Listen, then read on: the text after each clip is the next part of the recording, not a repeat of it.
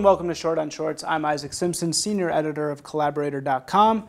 I'm here, as always, with my co-host, screenwriter Kevin Allen Jackson, costume designer Maria Perry, writer-performer Allen Landver is our special guest today. Hello. Hello. Say something. Do something.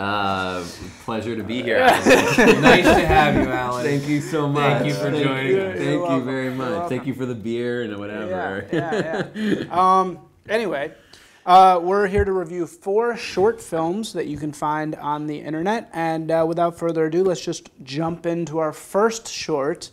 And they don't know which one I'm going to pick first, which is always fun to see which is it going to be. And it's The Imp of the Perverse. All right. Which is, it's written and directed by Benjamin Cook. It is starring Dan Stokes, Jake Shields, and Mile Wheeler. It is based very loosely on an Edgar Allan Poe short story. And Benjamin Cook is an interesting journalist in the UK. He is sort of a famous YouTube chronicler. He has a show called Becoming YouTube that has many hits, and he also did a show about sex called Tofu. So he's kind of an interesting YouTube personality in the UK who's like a journalist, kind of like me, except he has hundreds of thousands of more followers than I do. This is an interesting short. It's compared to his other YouTube videos, there's a lot less views on this because I think it's his first narrative. Oh, okay. Whereas usually he does documentary stuff. So, Maria, how did you find this, and what drew you to it? I Googled short films or searched short films on YouTube like I do every week. It's awesome. You never know what you're gonna find. I guess that's true. And what drew me to this, what ultimately made me pick it, was the narrative was so different than everything popping up.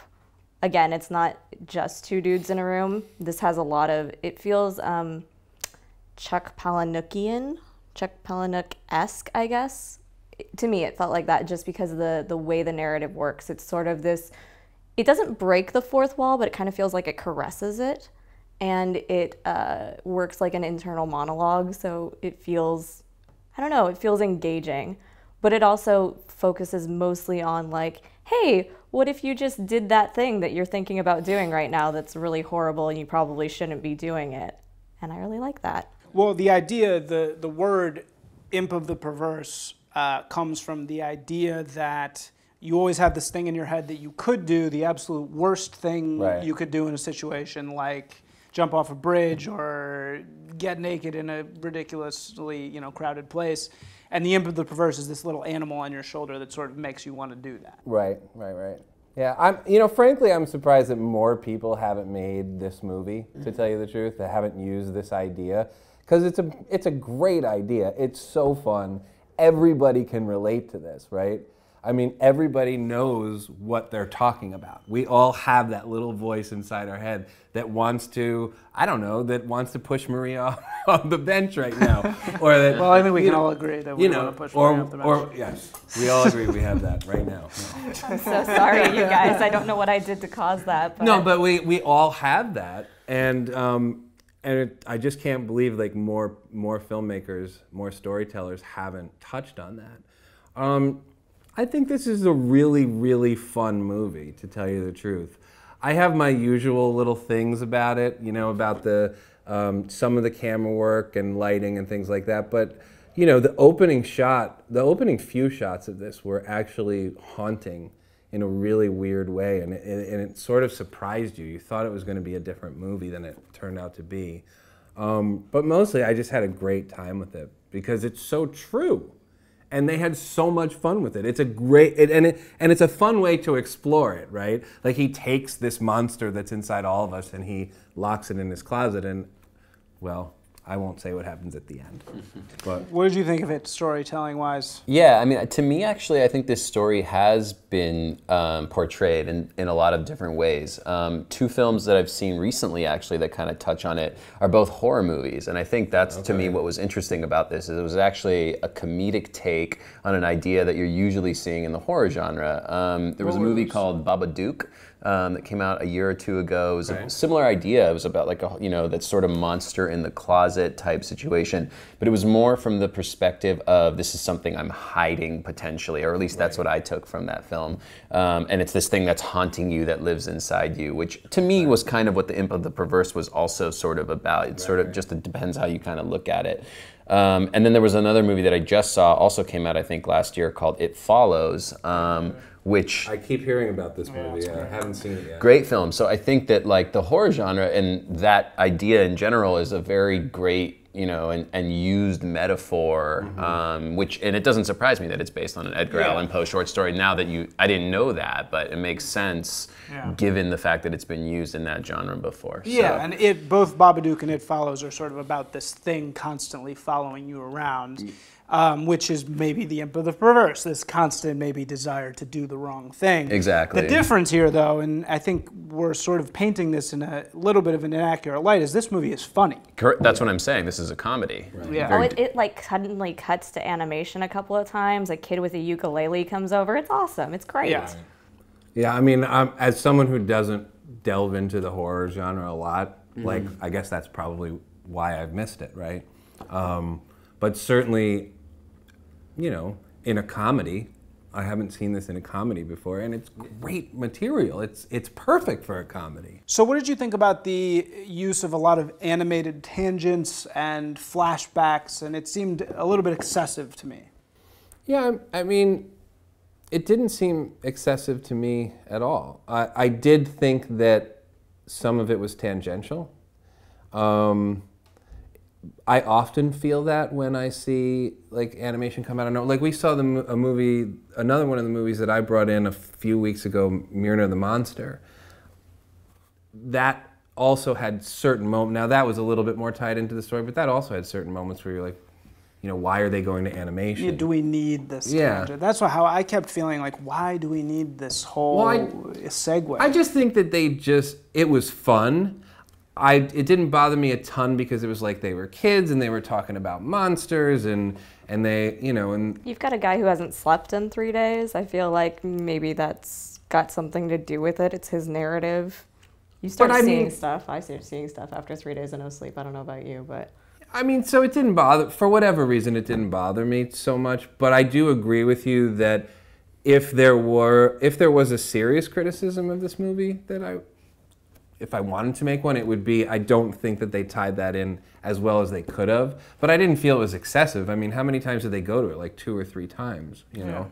So, but yeah, no, it's a good point. But I mean, also, to me, the movie was cute. It wasn't something that I would recommend necessarily for people to watch, just because comically it was sort of... I just felt like it wasn't as funny as it could be. It was a great premise for a It was definitely a good premise. It's a great premise for a comedy, and it felt sort of light to me. I wasn't laughing, and I wanted to be. That's exactly like my kind of comedy. I don't like most comedic things that I see, but this was like, oh, this is amazing. I'm really into this. So. Yeah. What did we think about the other? I didn't like the excessive animation, and I also did not like the end. What did you think of the end? When he walked in, he opened the closet and kind of, it was okay. It was sort of felt a little bit flat to me, but I think that's kind of what I was just sort of saying, is the comedy and the sort of ending kind of just left me wanting more. Yeah, I think there was a way to end this that would have really thematically worked about the meaning of this thing. Actually, I think the fact that you don't know is perfect, to tell you the truth. Yeah, because they're talking about the monster within all of us that we don't really totally know and we don't know how to control. And so on that level alone, right, it feels like a satisfactory ending. But also, But what were the stakes? What were the stakes for these guys? Well, no, you had to buy into the idea that this guy actually believed it, right? If you don't buy into the idea that the guy actually believed that there was a monster in his closet, then the movie totally breaks down for you. But I don't know this. I don't know this guy. I don't know anything about him other than, I didn't even know he was maybe if I knew him as a YouTube star, it would be easier for me to believe that. But honestly, to me, it was just a guy suddenly out of nowhere just scared. And it was hard for me to kind of like, I think it would have been funnier if there was some sort of reason for, or something for me to kind of maybe chew something into. that he wanted to do the whole time that we didn't realize he wanted to do, Right. but when he opened it, he did. Well, see, you're also bringing up a really interesting point about short film in general, right? Because you could do what you're talking about, right? You could create that reason and make the movie 2 to 3 minutes longer, probably. I think you can make Right? it shorter and still have the reason. To me, it was 5 minutes too long as it is, as a short film. Interesting. Yeah, it's a debate. So we're sort of 2-on-2 on that one if we had a rating system. Okay, next up is RPG. It's an American film written and directed by Sadie Rogers and starring Maggie Suma, Danny Rose, Shane Simmons, Bob Cruz, Marty Schusbo, and Sadie Rogers herself. It premiered at Palm Springs Film Festival, and it's a story about a bunch of people playing Dungeons and Dragons. I really enjoyed this film. I did. So, Kevin, how did you find it? Well, I just, I found it at the Palm Springs Short Film Festival, that's all. You were there? I went there, I saw, I don't know, I must have seen 20 or 25 shorts. I don't know, Palm Springs is also a market, so it's inundated, right? I mean, there are so many films there, you couldn't possibly see them all. And I wish I could have seen more, but I like I said, I probably saw 25, 26, something like that. And this was definitely one of my favorites. I kind of just had the same reaction you did. I was like, wow, what a fun idea.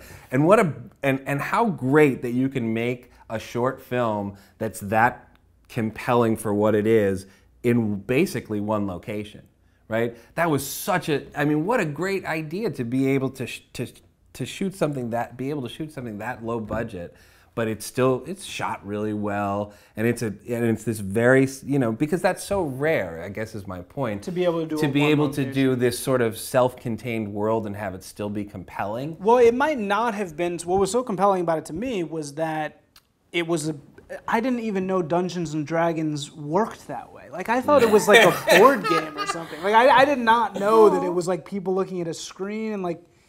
Have you guys played Dungeons and Dragons before? Yeah, I have years not. and years and years ago. Yeah. So it was just fascinating to me to see that because I've never even seen it before in my life, which is surprising because so many people, you'd think there'd be more filmic representations of Dungeons and Dragons out there, but this is the only one I've ever seen. And the thing that sold me on this movie when I saw it was, they have that big scene in the beginning, and it's funny and it's clever and it's very enjoyable, and then the scene where they go out into the hallway and what is she doing? He's on his phone and she's smoking a cigarette, and it's like and in that room they were so engaged, right? And then all of a sudden, boom.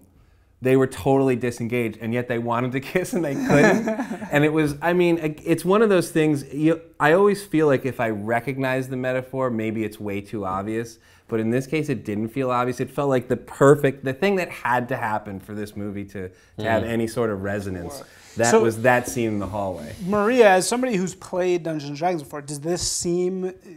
What did you think of it, or did it seem real? I was so excited because 99% of the time when you see nerdy things like this in any form of media, whether it's TV or web series or whatever, the joke is always like, haha, look at these nerds. And this has a little bit of it, but it does it in such a way that it's approachable from the nerdy side. Like, this is not the Big Bang Theory.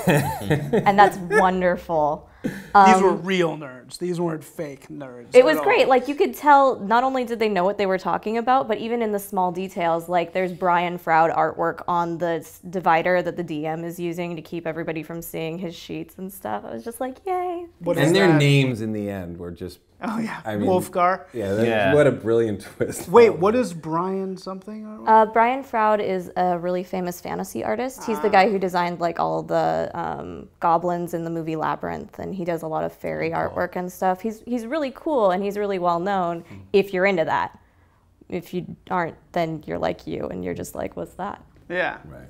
I loved it also. I thought on so many different levels it was just wonderful filmmaking. It was great. The soundtrack with the music, just the music, the way at the end, like, just music came up, and it was like this dark, brooding music after this kind of very somewhat silly, somewhat melodic, almost sad kind of story. It was just so beautifully made, and I you know, I did what I always do whenever I get excited about a story. I kind of immediately check to see who made it and kind of all that stuff, and it was just a very natural thing for me. It was a really good film, honestly. I thought the performances were really cool, and the world was really interesting, but it wasn't really about the world, like you're saying. It was kind of about these people who were just really, really people, you know, and this great kind of contrast with the world, and these small moments in between, and one location. I mean, this filmmaker knows what she's doing. Yeah, I got to meet her too, by the way. And she's cool. She's so fun. With the subtlety really of the fun relationship of the slightly cool one,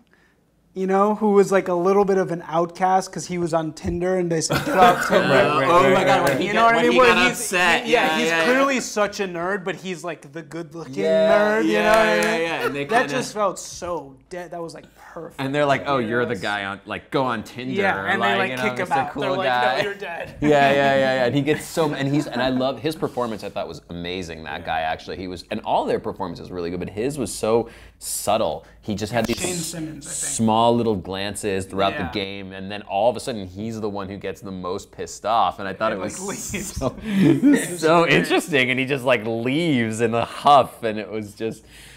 Yeah, no, it was there was something really special about it. We movie. hope to see more from Sadie Rogers. I mean, I don't know what she's up to next. I mean, she seems like a true indie filmmaker, so we got to get her some. Yeah, love I don't know what she's up to next either. I just know that she. I'm pretty sure. I don't know this for certain, but I'm pretty sure this is actually her first film. Really? As a director. That's fantastic. Yeah, which makes it even the more amazing. And she's really, really humble and really, really earnest. Yeah. And I mean, I hope that we can do something to help her get her next movie made, because I want to see it. Yeah, I want to what's see her it too. Her name is Sadie Rogers. I could watch Sadie, a whole let's movie. be friends. Like, come over here, hang out. You should be on Short on You Short. should be on There you Short on go. Short. We should, like, seriously, I could watch a whole movie with those characters. Like, no question. Yeah, and it was apparent right away. Yeah, You know, it was just in the DNA of the movie. Yep. Next up, we have Bedhead, which is an Australian web series, and it's Alan's pick, and Alan broke all the rules. You picked something that was older than 6 months, A, and B, you picked an entire web series, which neither of which are allowed, but which, you know, whatever, it's fine. And the whole web series is it's 5 episodes, it's less than 20 minutes, so it's a very quick moving thing. It's created and written by John Dalgard, and there are many other people who are involved in writing and creating it, but there's too many names listed. There's like 5 names, and you know, a word of advice for filmmakers: do not credit all of your friends that maybe had an idea. Just have 1 or 2 names, because having 18 people that are involved with it makes it impossible to talk about. So, okay, so I guess we're moving on to the next one. It's directed by Benjamin Matthews, and it's starring Paul Ayer and Sarah Bishop. It's a project out of Australian Film School called Australian Film, TV and Radio School, and it's part of a series called Fresh Blood, and that's an initiative that seems to highlight new talent in Australia on the digital network of the Australian Broadcasting Company. Anyway, just felt like that was worth mentioning because they're breeding new talent. Cool, right. Anyhow, this was Alan's pick. Why did you feel necessary to break the rules to bring us this Bedhead? I didn't know any of the details you just said, other than I told you that. I just enjoyed it. You know, I liked it because it was like we said earlier, it was kind of a one location thing, and it was 5 episodes, under 20 minutes. It felt like a pretty complete narrative from start to finish. It just had these little tiny episodes that were fun to watch, really quick, and really funny. I mean, I was just laughing the whole time I was watching it. And the main reason, I think, is because it tackles sex, which is always an interesting subject to explore. And it does it in a way that's really honest, in my opinion, and squirmy and kind of funny, and just... and just it felt very natural to what my experiences with sex have been, you know, and that would be I'd say that's probably the main reason why I thought it was really genuine. Lots of erectile dysfunction. Hey. Well, you know, I mean, I don't know that we've, you know, I don't know that we've had yet too many really super honest sex stories about beta males. And that's the lead, right? The lead's a beta male, right? Yeah. And that to me is, I mean, first of all, the actors are great. I agree with you. It's so awesome that they did this self-contained thing. And that alone, you know, just purely on execution, it's a watchable thing, right? And it goes by like that. But for me, what elevated it is that that's the thing we haven't really seen. We haven't seen the super honest, I mean, it's funny. It's definitely funny, but we haven't seen the really super honest take on what it's like to deal with sexual situations as a beta male. And that's the thing that just jumped out to me. I know exactly what that guy was going through. And the thing is that if you're not an alpha, right, you're a beta. So most of us know, right? And yet we never explore that honestly. Oh, you know? I feel like we see that point. perspective all the time. We always see the awkward dude. No. who's in love with the Not in terms of its depiction of sex, Of actual specifically sex. the psychology around sex and how you could feel inferior and like all those kinds of things. I thought were really, honestly, I had dramatized. Interesting. I had that exact experience in college. With a girl you like that didn't work out. No, but it's not just that it was a girl that I liked. It's the things that are going on in his head. Yeah. I have that exact same experience even now. These days. Yeah. No, And that's the I thing. admit It's like, you know, yes, there are tons of, you know, thanks to Judd Apatow, there are tons of awkward males out there, right? Yeah. That's not what I'm talking about. It's the level of honesty about that particular situation that makes this different. Yeah. Right? Yeah. No, I think it's, you know, if you guys are saying that, that's interesting. I found it a little tropey, you know, because I am so used to the awkward guy in love with the best friend. That felt very, like, well-treaded territory to me. I mean, the erectile dysfunction thing is, you know, that's a good thing to see on screen because it's something that everybody deals with. You know what I'm saying? And, you know, it's good to have that out there because it makes expectations realistic, I suppose. Now, I have to hear what Maria did. Yeah. Because I mean, we're Dude talking fest. we're talking about it purely from the male perspective, of course, right? Yeah. But it's not told just from the male perspective. I mean, it's pretty cool. It is at least to a degree told from her perspective as well. We get inside her head also. Yeah. I thought this was definitely not my kind of comedy, but because it was so small, it wasn't like something that I was like, about. Like, they were bite-sized pieces. I didn't mind. It went by pretty quick. But it was, I don't know, it did feel really well-tread for me because it's the awkward dude who's in love with the best friend and ends up with her eventually, kinda, whatever. You know, it's not, I didn't really care. The sex thing didn't feel ring sort of get you excited. You know what? I read a lot of fan fiction, so I'm probably really jaded about that. But like, It's like, that don't happen to me. I'm just no, it's not that, but like chick fantasies, which is what fan fiction is usually kind of awkward because that makes the dudes less threatening. So you get a lot of, I guess you're calling it the beta male narrative. Yeah, I you don't get a see lot how we of that can- in the fan fiction world. I don't see how you can say the beta male narrative hasn't been told. I mean, that's I'm been not told a saying million times. I didn't say that at all. I said the level of honesty about the beta male's experience in this situation. in sex specifically. sex. And then what the things in his head. That's really- the thing that hasn't really been explored. And were you guys laughing when you were watching it? Um, So Maria wasn't. There were some moments that I laughed, genuinely laughed, sure. Yeah. But mostly I was just engaged by the level of honesty. Like, that was enough. Like, I was sort of internally chuckling the whole way. It was one of those experiences for me. Yeah. Like, I liked it. I mean, you know, as soon as the moment that they grabbed me, I was like, okay. Cool. And I went along with it. And by the way, I never click through webisodes. Like, I'll watch one and then maybe if I'm forced to, I'll go back and watch the second one. If I really like a show, like, I don't binge watch webisodes ever, and I watched all 5 of these. And it doesn't have anything to do with how short they were. It had to do with how engaging they were. Would you watch a second season? Would you seek out a second season? If they could find a way to be as honest about the next step in that relationship as they were about this step in the relationship, then sure. But that's tricky. I'd watch what these guys did next, just based off of liking what they did this time, you know? Yeah. I like it. The whole gang. The whole gang. My only criticism of this would be, no matter what, it is still a little bit male fantasy.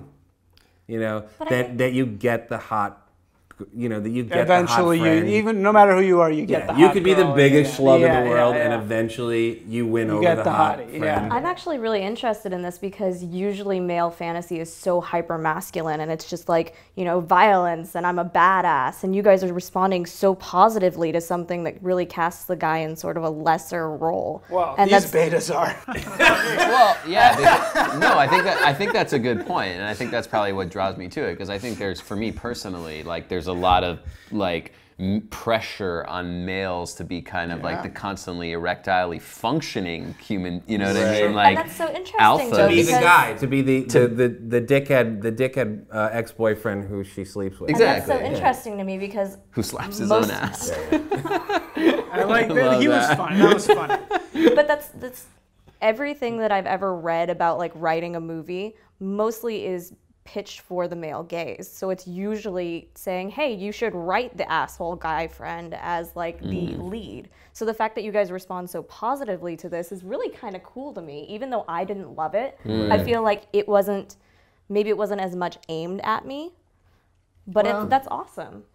Yeah, that's a cool take. I guess that's interesting. I mean, I'm not as surprised about it because, I mean, we've been sort of opening this idea up more and more. I think Al Gore is the first person who I heard talk about this idea of the beta male, and so it's been ever since then that we're getting more and more used to it. And we do see films, or at least I've seen a fair amount of films and TV shows where you see that character, usually in a comedic setting. But nothing this honest, for sure. I would say the beta male has completely overtaken the alpha male. I mean, It's basically the agree with beta, that. the beta's male's world now. Anyway, okay. But can we just say one more thing? move on. Okay. Nah. Sorry. Last but certainly not least, we have Chandelier, written and directed by Alexander Yan, starring Betsy Holt and Jonathan Tchaikovsky. It's a disturbing short. It's based on a famous Arizona murder case of Travis Alexander, who was murdered by his girlfriend, Jodi Arias. And it's a very disturbing short film. The reason I chose it is because I absolutely love Alexander Yan. He directed probably my favorite short of all time, which is called Elko, which is also about a very disturbing subject. And again, what brought me to this movie is the dialogue and the relationship between these two people felt so incredibly real to me. And it was it made me feel so much in such a short period of time. Yeah, I mean, I think that the word that jumps out to me the most about this movie is effective, right? I hated this movie in the beginning. And by the way, I don't know this filmmaker at all. This is my first time seeing any of his work. And then when I started to realize what he was doing, then I was like, oh, okay, so let go of my expectations and let's just see just accept what he's doing for what he's doing. And I could not help but be affected by what was happening between these two people. I would never tell the story this way. I have lots of problems with the way that he told the story.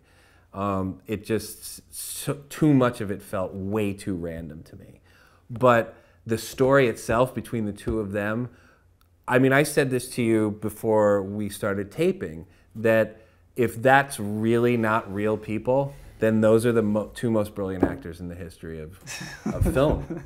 I mean, he definitely did and to his credit, he did an amazing job directing those actors. He sure did. There's a lot of amazing. great stuff in this movie that I really liked. You know, it was from the narrative structure of it to the sort of like the performances to just the sort of mood and the tone and like all those kinds of things. I think, you know, I was struggling with this one, to be honest, because it wasn't. I had a hard time getting through it, which sometimes could be a good thing, you know, because it gives you sometimes those kinds of movies you come back to on a second viewing and really, really kind of enjoy even more than you thought you would, you know. So, and I don't know if enjoy. It's not really a movie to be enjoyed. What I mean to say is that there's movies that I've seen once and didn't like, and come back to a second time and sort of found out that I was wrong. Yeah. And I felt like I needed to like respect this filmmaker in some way because he was smarter than me or something like that, you know. Yeah, no, I don't. I mean, I guess I see why you would say that, but that's, I think, to me, you know, when I see unjustified randomness, I don't. That's not my reaction. Oh, this guy's smarter than me because I don't understand what he's doing, right? That stuff. But the story between them was so compelling that I just let that go anyway, right? I mean, it kind of drove. I mean, it kind of was always there for me. It was sort of driving me nuts a little bit. That Just the unjustified randomness of certain. But was it unjustified? I mean, what I like is this is a short film, and it knows it's a short film, and it's a tone poem. You know, we use that word a lot, but you know, it's telling this story in as short a form as it possibly can. You know, how would you tell the story longer? I wish so much that it didn't start with the murder, to be honest. Like, now that I'm hearing this and thinking about what I was thinking, because I honestly think that just takes away from what this movie was. And I understand that I didn't know it was based on something real until you just said it, but I think that was, in my opinion, the filmmaker putting his ego in front of the story, because I think this story between those two characters was fucking fascinating, and it didn't need the murder. It just didn't need it. If the murder wasn't there, I'd have checked out. Like, you needed that. I needed that because otherwise I'd have been like, well, this is uncomfortable. This is really good voice acting, but I don't care. Right. If that murder wasn't there, I would have no reason to finish it. By the way, I think it's really important to say about this movie that it's told in an entirely unconventional manner.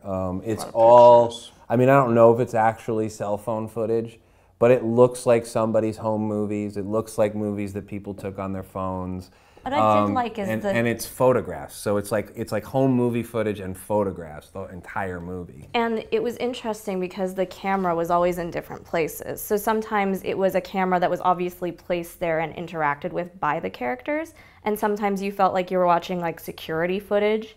So there was this weird, kind of jarring disconnect for me going between one scene and the next, because it's very obvious that time has elapsed, and it's supposed to be, because it's a very disjointed narrative. Yes. But that's true. It was fun. Why did you guys think it was called Chandelier?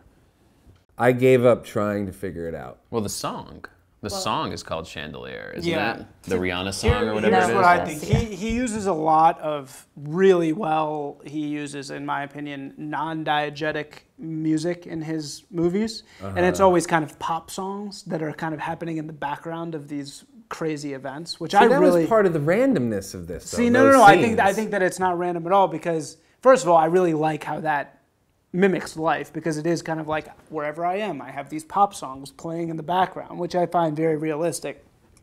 But in this particular case, and this is cheating a little bit, but she's blonde, right, in the beginning. Oh, right. And then she turns brunette after the murder. And that's true. Jodi Arias was blonde during the relationship with this guy. She went crazy and killed him, and then she showed up at trial as a brunette. Right? And the whole thing was that she became a Mormon for him, blah, blah, blah. So there's a dance piece that happens throughout the thing, and she doesn't quite get the dance piece, and then in the end she finally gets the dance piece all the way through after she's a brunette. Hold on. So my thing is that this was about how she was sort of this like animal inside this entire time, and she was trying to be this other thing for this guy, and when he left, she turned into this thing that she was. And Chandelier is a By the song way. about swinging from the chandelier, so it's like she kind of made this full transformation into like an animal. I didn't get that at all, but go I ahead. didn't get Alan. that. Okay, so by the way, the girl was probably one of the most annoying girls I've ever seen. You know what I mean? But she's a great actress. I mean, yeah, for the doing that. performance was great, but in terms of a character that you want to like follow and watch in any way, I mean, talk about an unlikable protagonist. Like she was the ex-girlfriend from hell and literally killed her boyfriend. So it's not a surprise, but like she was just annoying, like, you know, in every single way. Like, and it was hard to kind of like in any way kind of like get on board with this for me, you know? I mean, I know what you're saying. It's very true. I mean, she is, at least from my perspective, and you seem to agree with this, she is a very, very unlikable character. Extremely. But I still enjoyed her because I was able to empathize with her, because I know that level. I mean, I've seen it and I've experienced it, maybe not to the extreme that I'm going to go kill someone or anyone has ever threatened to kill me. Did you just scooch away from him? but the depth of the insecurity that actress was able to, which was so real. No, it was it was amazing, and we can all, and kudos. on some level, we can all relate to insecurity in relationships. Maybe not to that extreme, but we can all relate to insecurity for sure. Kudos to him for the performances again, but I just think, to me, this was flawed in the narrative, not in the sort of performances and all the other things I liked about it, you know? Maria, any final thoughts? I mean, I do appreciate a likable murderer, but I feel like this was very intentional that she wasn't likable. And I think it was really intentional that everything was uncomfortable. And I think it was really successful in what it was trying to do, just tonally. It was exactly what he set out to make. I don't know that I am necessarily the person to appreciate what he set out to make, but it was very clear that he succeeded with it. So I mean, kudos to him on that. And that's exactly what that's exactly, I think, right on the money. Is that whether you like this film or not, you can't deny how effective it was, right? I mean, but the thing is, hard to sort of, to be effective, it doesn't necessarily have to mean that it's hard to watch. You know what I mean? Like Michael Haneke's Funny Games is a really torturous it's so movie, funny because these guys love Michael Haneke. Like they're obsessed with Michael Haneke, which is so funny. So right, because it's funny that you say that. I love Michael Haneke. Me too. But this filmmaker like loves Michael. Yeah, Haneke. I see that. He's totally influenced by him. I see that. Anyway, all right, Alexander Jan, time to make a feature. That's all the time we have for today. Thank you so much for tuning in to Short on Shorts, Collaborator's short form review series. Before we go, we'd like to give Mr. Allen Landver a chance to talk about his projects. Oh man, I didn't realize that was coming. You didn't read any of the emails. You didn't read your emails. No, I'm not reading the emails. The real project that I'm excited about coming up is a web series project. It's called Broke Ass Rich Kid. I'm shooting the pilot for that in October, and then I will be Kickstartering for the rest of the funds to complete the series. Sometime in the early part of 2016. It's a dramedy, and it's a comedy with and it'll hopefully be funny. Okay. Yeah. You heard that here first. Broke Ass Rich Kid from Allen Landver. I love the title. Thank you so much for tuning in. One thing, check out our website. We have another show that I host called Gatekeepers. We've released 2 episodes. It's a podcast and interview show featuring entertainment industry leaders. We just interviewed Paul Haggis, which was super cool, and we just released one with Anton Corbijn, also one of the coolest directors in the game. So check that out on our website. That's all the time we have for today. Thank you so much for tuning in, and we will see you in 2 weeks. Bye.